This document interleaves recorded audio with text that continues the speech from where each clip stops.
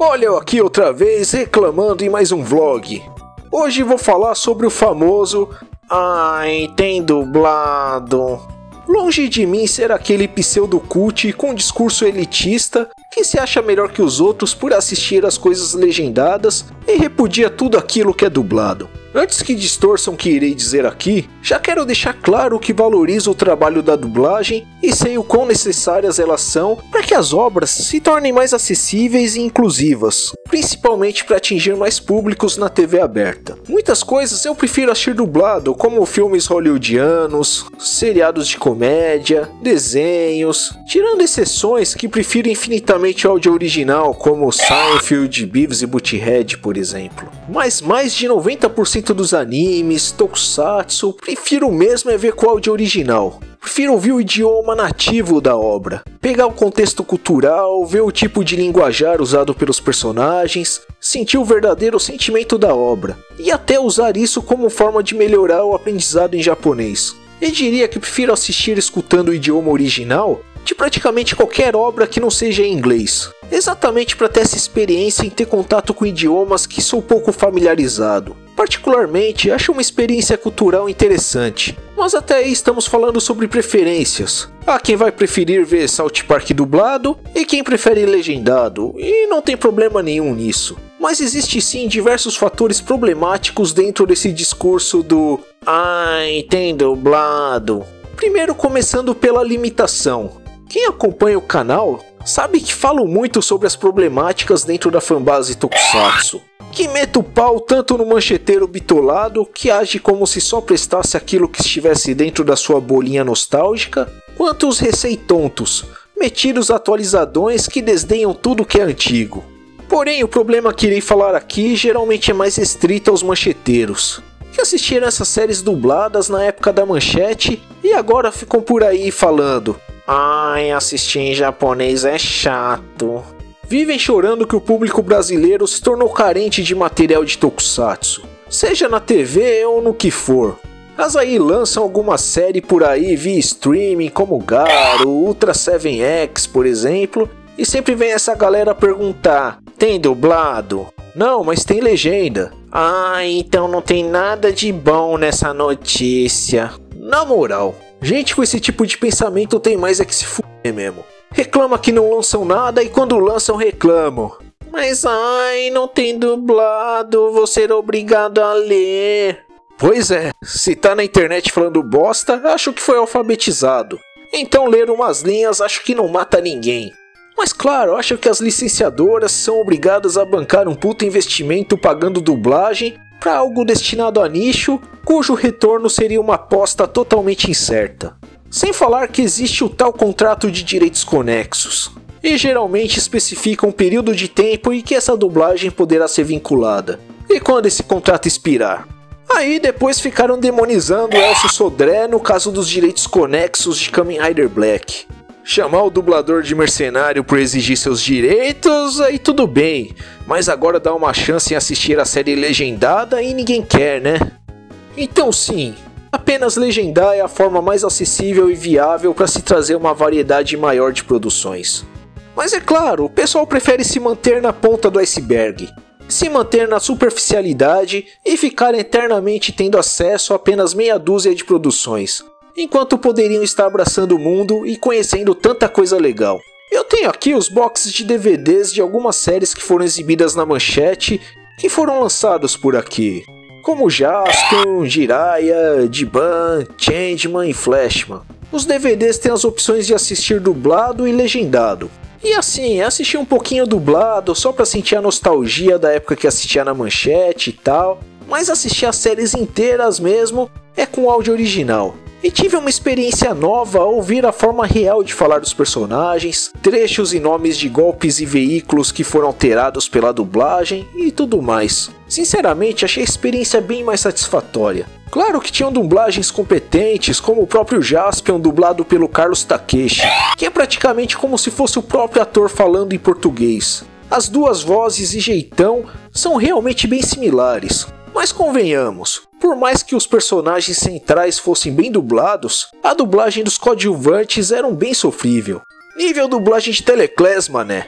Parece até eu dublando no vídeo que fiz review do filme de Monster Hunter. O Super NES é o melhor.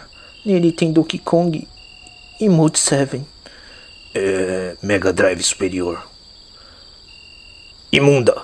Aí, assistir Giban legendado, o personagem fica bem mais imponente. E sem falar em algumas modificações em diversas séries que ao meu ver não fazem sentido algum.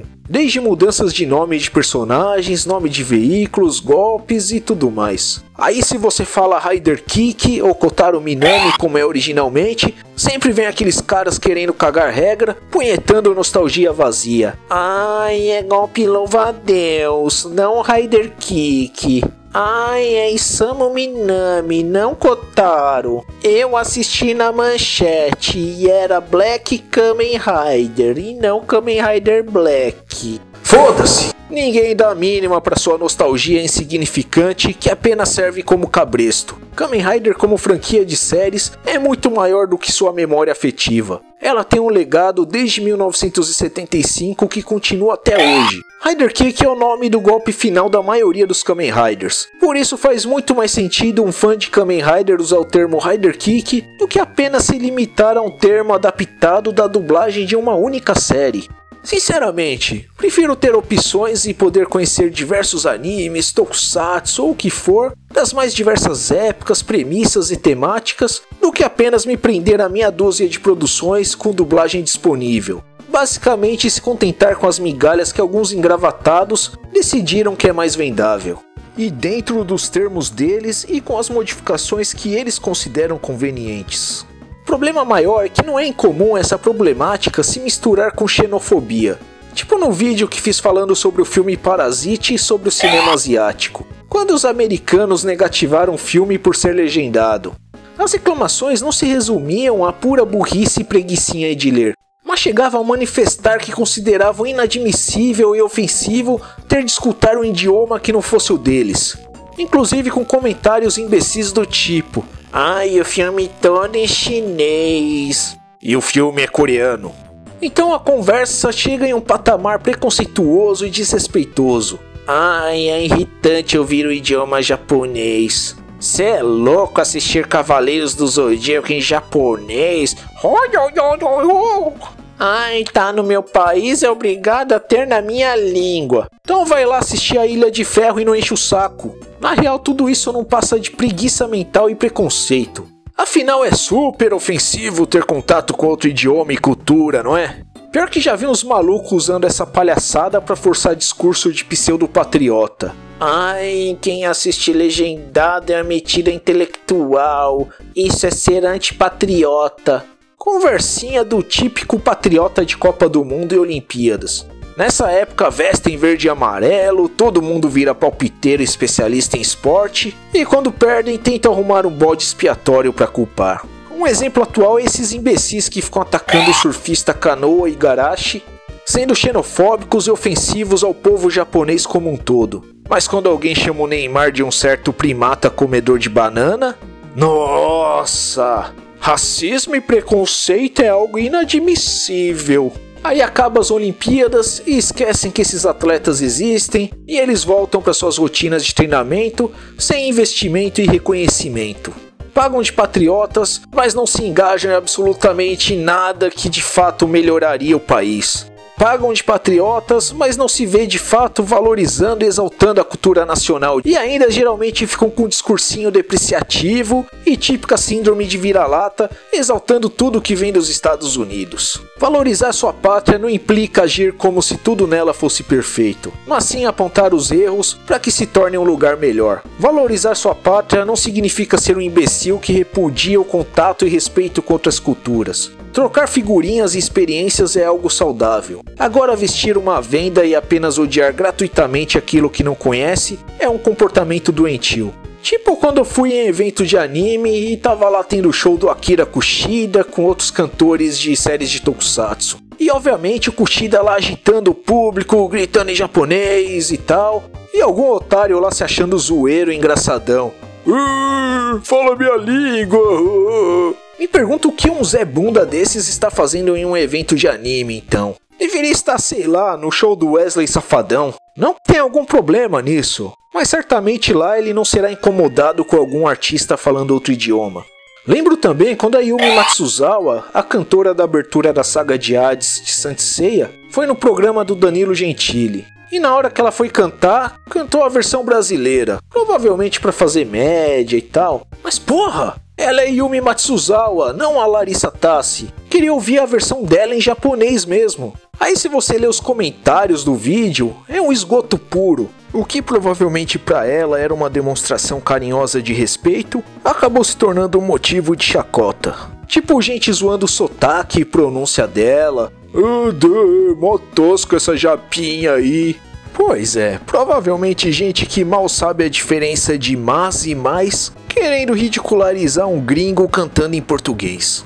Acho que o pessoal acha que Saint Seiya foi produzido no Brasil, só pode. Agem assim e depois choram que são tratados com preconceito no exterior. Ai, tal país é preconceituoso com brasileiros.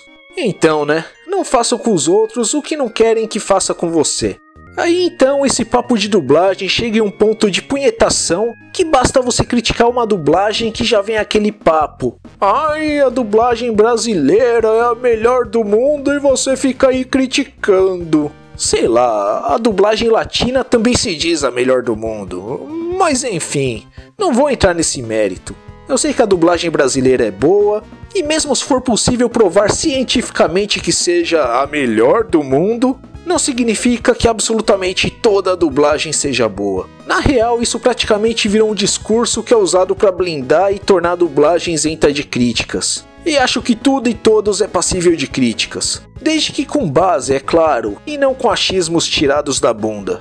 Aí já meteram essa pra mim. Não, as dublagens ruins são apenas aquelas de Miami que pagam barato pra fazer e com dubladores inexperientes. Isso é conversinha. Afinal tem sim muita dublagem ruim ou de qualidade duvidosa feita por estúdio grande, com elenco de dubladores conceituados, dublagens mal dirigidas, elenco mal escalado com vozes que não combinam com determinado personagem, ou então as famosas dublagens que deturpam totalmente o contexto e sentido da obra, mudando nomes simplesmente porque eles consideram estranhos e assim por diante. E de novo, não estou falando que toda dublagem é ruim. Tem muitas dublagens que são sensacionais, mas existe sim muita tranqueira por aí e não é de hoje. Mas agora basta colocar alguma fala forçando o meme besta do momento que a internet toda pira. Nossa, melhor dublagem! E 2 meses depois ficará sem sentido e ninguém achará graça. Não vejo problema nenhum na dublagem ter as gírias de sua época. Tipo Manda-Chuva, cheia de gírias dos anos 70 e que combina totalmente com a atmosfera de malandragem dos personagens. Lembro que na época do Orkut, quando o Yu Yu Hakusho retornou, um otaquinho veio com essa frescura. Ai, daqui a um tempo vão ter que redublar, porque tal gíria vai sair de uso. Foda-se. Se alguém não tem a capacidade mental de assistir algo antigo que tem as marcas da época que foi feita, a culpa é do indivíduo que não é capaz de sair da sua zona de conforto, e não da obra em si. Mas meter memezinho como publicidade barata de internet é quase o mesmo que fazer piadinha interna. Aquilo só fará sentido para quem conhece o meme, e só terá graça por um breve período até que o meme seja saturado até o extremo e ninguém aguente mais aquilo. E assim chegamos no tópico da romantização da dublagem. Antigamente, dubladores eram completos anônimos. Ninguém se dava conta de sua existência. Poucos paravam para pensar que existe um profissional dando a voz para aqueles personagens de seus programas favoritos. Muitos atribuem o sucesso de Saint Seiya ao Chaves como uns dos responsáveis pela valorização do trabalho dos dubladores perante o público. As pessoas assistiam o filme e... Ei, essa é a voz do Shiryu! E olha lá, esse cara tem a voz igual do Seu Madruga, mané! E assim eles saíram do anonimato e se tornaram celebridades do mundo nerd. E agora frequentam eventos e tudo mais. Claro que é ótimo esses artistas serem valorizados, mas passou a ocorrer uma romantização em cima desses profissionais, onde muitos colocam esses artistas em um pedestal. Então a internet ganhou força, e chegou a era dos exposed e cancelamento. E um dos episódios mais marcantes foi o famoso dossiê. Claro que esse cara do dossiê também não é flor que se cheire, mas esse ocorrido serviu para nos mostrar que dublador não caga cheiroso e que também são pessoas comuns, repletos de falhas e defeitos como qualquer outra pessoa. Muitos agem como se o dublador fosse a extensão de seus personagens favoritos. Criam a ilusão em suas mentes que aquele personagem é tão especial para o dublador quanto é para ele. Mas não, mano, é apenas um trabalho. Os caras chegam no estúdio, gravam diversas falas de diversos personagens, e muitas vezes sem sequer saber o contexto exato da cena. Aliás, muitos dubladores só lembram que dublou esse personagem tão querido por muitos por causa dos próprios fãs. E claro que eles vão em eventos e vão agir como se amasse aquele desenho e como se dublar aquele personagem tivesse dado sentido à sua vida, para ganhar a simpatia do público e cada vez ganhar mais cachê em eventos. Claro que isso não é 100% dos casos, mas é óbvio, eles trabalham emprestando suas vozes há décadas, dublando diversas cenas soltas no decorrer do dia. Acham mesmo que vão se lembrar de tudo e morrer de amores por tal personagem que dublou, sei lá, em Bleach? Aquilo é o trabalho deles, é tipo, sei lá, achar que um atendente de farmácia seja um super adorador e conhecedor de Novalgina. Óbvio que eu valorizo o trabalho deles e realmente senti bastante o fato de estarmos perdendo tantos dubladores recentemente, como figuras icônicas como Orlando Drummond e Mário Monjardim.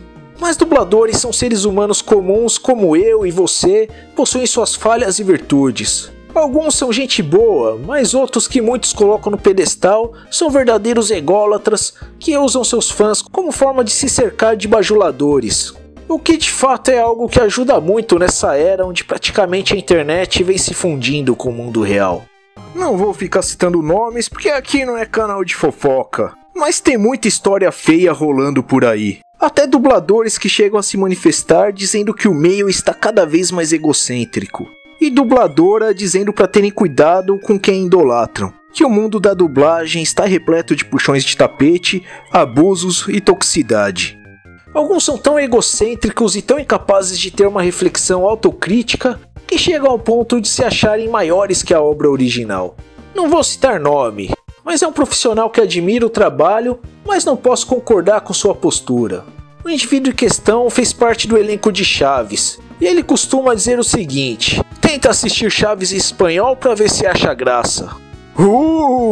Chaves só é bom porque tem seu toque iluminado ali. Uma coisa é ter uma memória afetiva, estar acostumado com a dublagem que crescemos assistindo.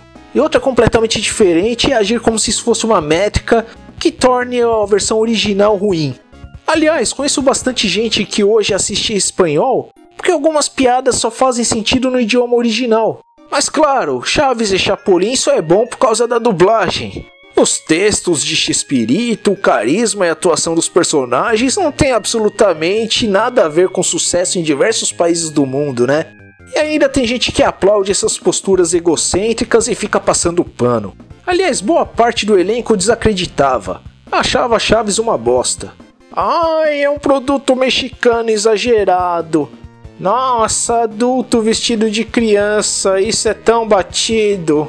É uma coisa muito forçada e caricata. As novelas brasileiras tentam reproduzir o cotidiano. Claro, não existe novela brasileira que seja caricata, imagina. Reclamam do humor pastelão com adultos vestidos de criança, mas acho que pelo visto nunca viram Zorra Total, Praça é Nossa, Vivo Gordo, Dedé e o Comando Maluco. E claro que também jamais vão assumir que Chaves influenciou também sketch de diversos humoristas brasileiros de renome. Ai, os episódios da escolinha, várias piadas super nada a ver com fatos históricos mexicanos. Nossa, como ousam esses mexicanos bobinhos fazer referência à história de seu próprio país, né? Óbvio que eles são obrigados a fazer um texto que faça sentido para um brasileiro que não quer conhecer nada de diferente. Como esses roteiristas de A Cidade Invisível tiveram a audácia de fazer uma série que fale sobre Saci, do Boto, como algum assinante da Netflix do Camboja vai entender? Engraçado que ninguém reclama quando o americano fala de Dia de Ação de Graças, do presidente Lincoln, Guerra da Independência e afins, né? Na real, parece que o único que acreditava de fato no potencial de Chaves era o Marcelo Gastaldi, que foi o dublador do próprio Chaves e Chapolin e que dirigiu a dublagem. Ele acreditava que a série ia bombar e que se tornaria um dos trabalhos mais marcantes da carreira deles.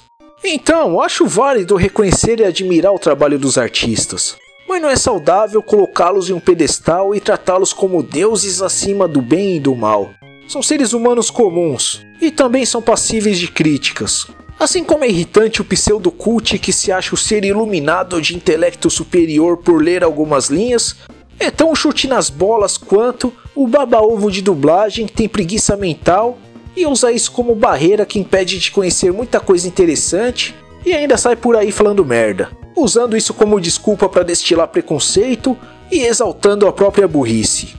Eu sei que tem grandes chances de eu ser cancelado por causa desse vídeo, mas não criei esse canal só pra falar aquilo que os outros querem ouvir. E você aí?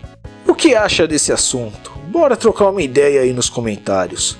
E se por um acaso gostou dessa bagaça, mete o Rider Kick no joinha, se inscreva no canal e por que não compartilhar esse vídeo com os amiguinhos. Até o próximo vídeo. Fui!